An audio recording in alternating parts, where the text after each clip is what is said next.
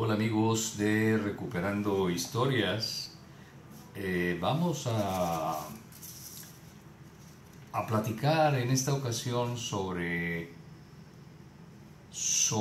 una ciudad, vieja ciudad en el corazón de Iberia que se llama Toledo. Seguramente todos hemos oído hablar de esa ciudad que conserva pues una historia muy rica, como toda Europa y como todo el mundo tiene su historia, pero Toledo en particular, así como hemos tocado a Córdoba, en la que Córdoba también representa un punto históricamente muy rico y constituyen ambas ciudades, Toledo y Córdoba, alguna especie de nudos históricos que muy probablemente no van a ser desentrañados del todo nunca, porque aunque existen muchos testimonios escritos, mucha información heredada, pero fueron ciudades con una complejidad cultural, étnica, tan alta desde siglos muy anteriores, que eso las ubica históricamente como ciudades muy complejas al ser estudiadas y explicadas y tratar de entender todo lo que ahí aconteció. En esta ocasión vamos a hablar un poquito, de manera muy breve, sobre Toledo, pero porque Toledo fue un punto que históricamente en los tiempos de Felipe II, estamos hablando del siglo XVI, juega un rol importante en el inicio de la conquista y colonización del nuevo Reino de León. Podríamos decir que bueno, pues fue lugar nada más. Los que tomaron las decisiones fueron los monarcas y los conquistadores que consiguieron ese permiso de conquista y definieron las capitulaciones que iban a regular esa conquista y esa colonización. Sin embargo, el lugar en sí reviste toda una historia que en un grado, si ustedes quieren, tal vez no mayor, pero en un grado importante, quiero pensar que sí, si no usar la palabra influir, sí sirvió como un espacio en los que los monarcas pensaban y razonaban y fluían con algún tipo de pensamientos que favorecían algún tipo de decisiones. Toledo y Aranjuez juegan aquí un rol importante y históricamente pues esto no es relevante. Importa más qué fue lo que originó en el terreno económico, en el terreno bélico, en el terreno de dominio territorial, etcétera, etcétera. Pero creo que como seres humanos que fueron, los monarcas y sus equipos de asesores que propiciaron las capitulaciones y la autorización, en este caso a Luis de Carvajal y de la Cueva, el Viejo, para que viniera al Nuevo Mundo y conquistara este vasto territorio que, hay que repetir, ningún otro territorio en Nueva España le otorgaron el título de reino como a este. Algo pasó. El Reino de León, el viejo Reino de León, para el mundo ibérico juega un rol muy importante. Es la génesis, casi, la génesis de lo que habría de ser después España. Y desde ese enfoque influye. Y Toledo, que fue el punto que por azares del destino o por circunstancias especiales, fue el punto donde Felipe II formaliza esa autorización y se firman esas capitulaciones, pues también viene representando en la historia de España un referente que así como el viejo Reino de León, Toledo, si quisiéramos ilustrarlo, muy probablemente es el punto de la península ibérica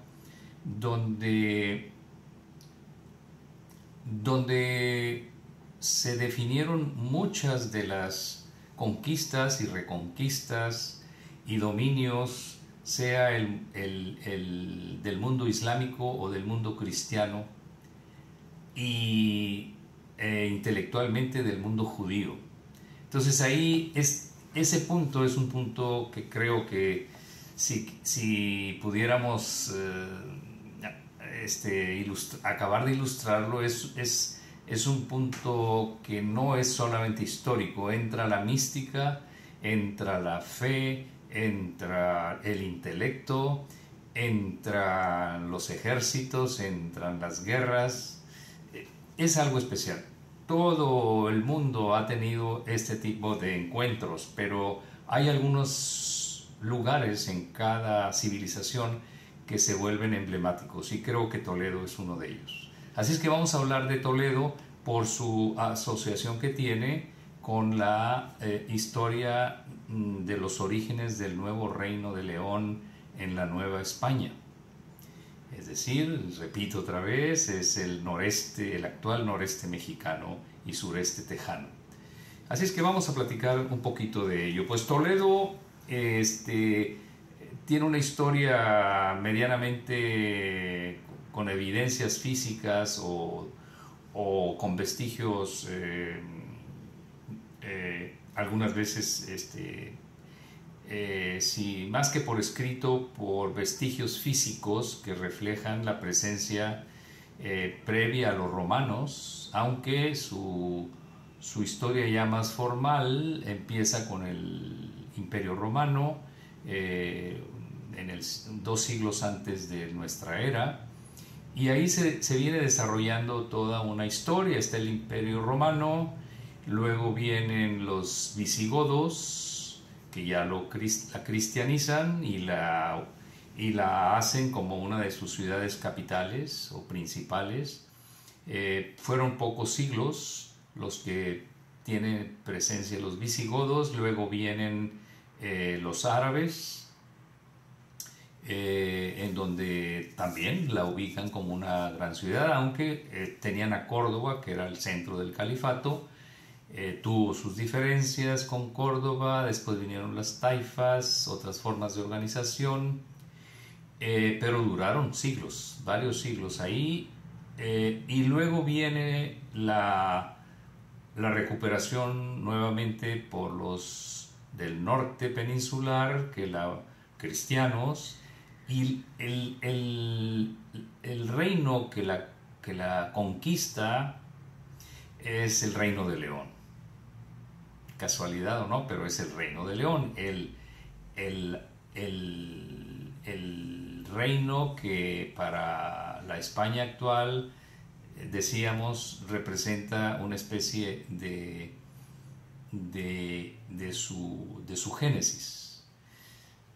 El Reino de León, la reconquista, dura un tiempo ahí, luego el Reino de León, por cuestiones dinásticas, se transforma y se une al o Castilla se une al Reino de León, como lo queramos ver, y luego viene el florecimiento intelectual, ya bajo Fernando III o bajo Alfonso X,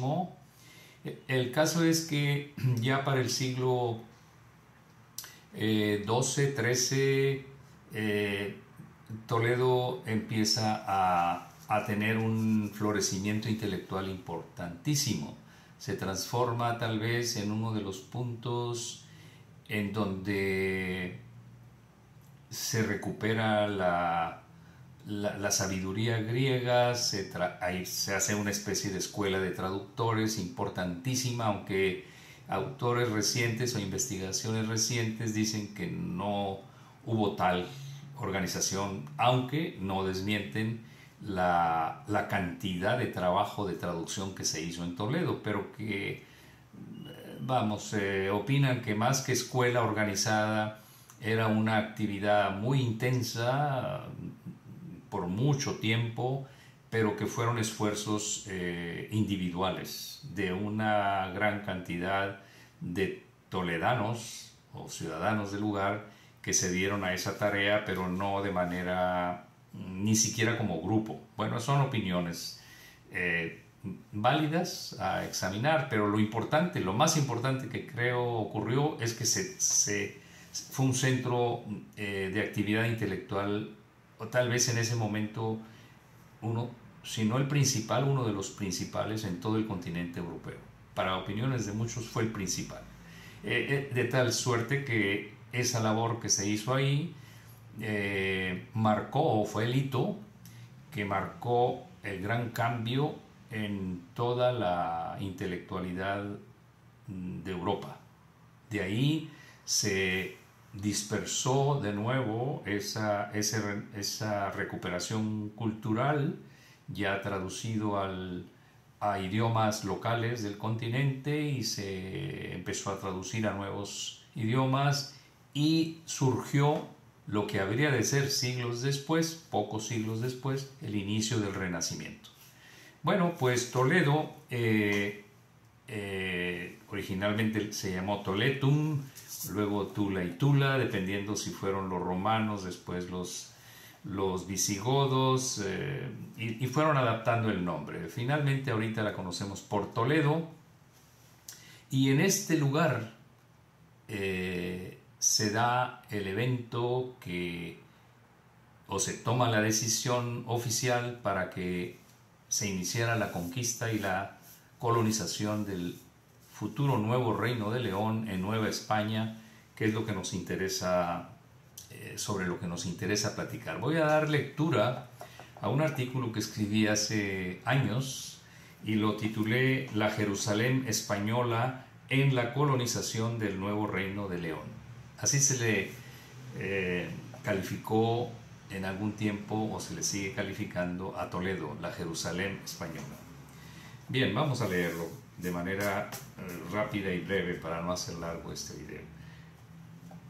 Dice: a pesar de que Toledo, también conocida con el nombre de la Jerusalén española, fue residencia de la corte española solo hasta 1560, es allí donde se firma el 14 de junio de 1579 la Real Cédula Complementaria de la capitulación acordada entre Felipe II y don Luis de Carvajal y de la Cueva para la conquista, pacificación y población del nuevo Reino de León. Don Luis de Carvajal era originario de Mogadouro, Portugal, y de ascendencia judía, viviendo durante su infancia en algunas ciudades del antiguo Reino de León, como Sahagún y Salamanca, cercanas a Valladolid, retornando ya en su pubertad a Lisboa para después servir durante 13 años a la corona de Portugal como contador en el mercado de esclavos de Cabo Verde en África, y pasar después a Sevilla, donde a los 25 años se casa con doña Guiomar de Ribera, también portuguesa e hija de don Miguel Núñez, quien fuera en la isla de Santo Domingo factor de contratación de negros al servicio del rey de Portugal. Doña Guiomar de Ribera y don Miguel Núñez también eran judíos practicantes, aún en ese tiempo. Como podemos apreciar, don Luis de Carvajal y de la Cueva tenía un currículum con servicios más afines a los intereses de la corona portuguesa y del judaísmo que a los intereses de la corona española y del catolicismo.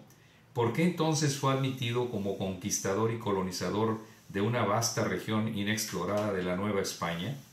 Se ha escrito mucho al respecto, sobre todo después de conocerse los procesos inquisitoriales de él y de su familia, la mayoría de las veces haciendo énfasis en los cambios administrativos efectuados por Felipe II para poder continuar con la conquista de nuevos territorios al menor costo posible para la corona. Agreguemos algunos datos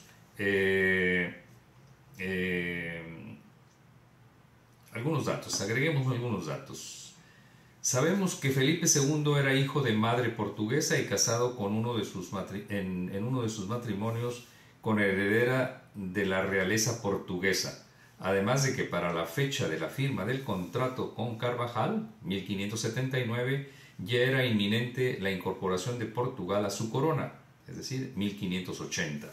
Felipe II nace en Valladolid, capital del antiguo Reino de León y sede del Colegio de San Gregorio, nombres que se utilizaron para el nuevo reino por conquistar y colonizar y para el primer centro minero del mismo, respectivamente. El antiguo Reino de León incluía ciudades de la Raya de Portugal que durante las conversiones forzosas al cristianismo, tanto en España como en Portugal, fueron centros de constantes emigraciones e inmigraciones según soplaran los vientos de la Inquisición. Portugal fue primeramente refugio de las familias sefaraditas que no estuvieron dispuestas a renunciar al judaísmo y posteriormente, y a instancias y presiones de la corona española, admite también expulsar a los judíos, lo que originó nuevas conversiones que vinieron a engrosar las filas de los cristianos nuevos en la península, y concretamente en la Raya de Portugal, frontera hispano-portuguesa y región habitada por los ancestros de Carvajal y de su gente que trajo para colonizar el nuevo Reino de León. ¿Qué hubo detrás de la decisión de Felipe II? Hay muchas especulaciones al respecto, pero definitivamente fue una decisión muy singular e incomprensible hasta para los mismos contemporáneos del rey. Casualidad o no, aún no lo sabemos, pero sería en Toledo, en aquel mismo lugar donde había florecido el sefardismo durante varios siglos, en donde quedaron especificadas y aceptadas las bases sobre las cuales don Luis de Carvajal y su gente, de origen sefardita, habría de conquistar, pacificar y colonizar lo que vendría a ser el nuevo Reino de León, lugar que en pocos años sería el escenario de acontecimientos que dieron lugar a los tristemente célebres procesos inquisitoriales de la familia Carvajal, con sus intensas repercusiones políticas y sociales hasta nuestros días. La Real Cédula complementaria de la capitulación acordada entre Felipe II y don Luis de Carvajal especificaba las principales condiciones y formas a cambio de las cuales el futuro gobernador se comprometía a cumplir con los demás puntos de la capitulación, siendo las más trascendentes la relativa al título que se le otorgaba como gobernador y capitán general del nuevo Reino de León de por vida para él y para un hijo, heredero o sucesor, y la relacionada con el plazo de 8 años concedido para la conquista y pacificación de los pueblos ya rebelados contra el servicio de la corona en algunas regiones de lo que habría de ser el nuevo reino, el que colindaría con el Golfo de México al oriente, con los pueblos de Jalpa y Sichú cercanos al Pánuco al sur, con Mazapil y linderos de la Nueva Galicia al poniente y con lo que esté por descubrir de un mar a otro al norte, sin exceder de 200 leguas, más o menos 1115 kilómetros aproximadamente, de latitud y otras 200 leguas de longitud. Considerando lo anterior, Carvajal y su gente disponían de un plazo que no debía exceder de junio de 1587 para conquistar y pacificar los pueblos de la región ya en franca rebeldía hacia el dominio español. Sea como haya sido, lo contratado o acordado entre Felipe II y don Luis de Carvajal Sea como haya sido esto, lo cierto es que desde agosto de 1580, fecha en que el gobernador desembarcó en Tampico, y hasta enero de 1582, fue, por lo que sabemos, el poco y escaso tiempo en que don Luis no estuvo en la mira de las autoridades virreinales de Nueva España para obstaculizarle su empresa, pues para 1583 el virrey ya pedía su enjuiciamiento por judaizante, y para 1584 el conde de La Coruña abrió proceso contra el conquistador, sometiéndolo a averiguaciones porque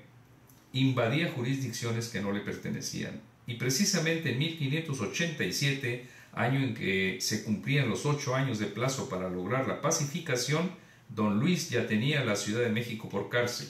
lo que no obstó para evitar que el gobernador regresara y en 1588 continuara con otras repoblaciones como la de Almadén, para volver a proceder en su contra cuando se agregó a su causa jurisdiccional en proceso la denuncia hecha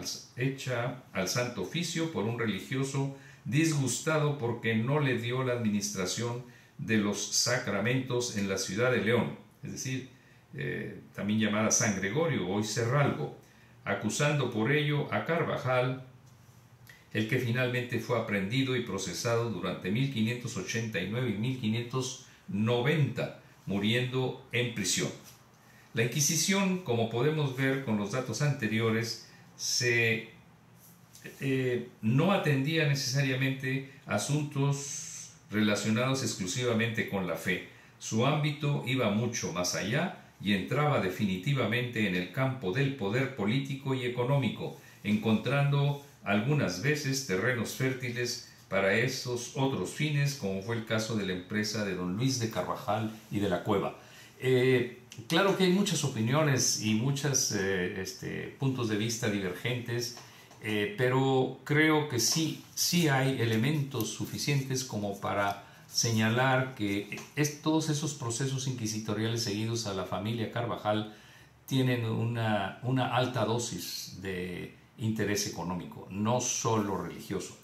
Y bueno, independientemente de eso, lo que pretendo con este breve video es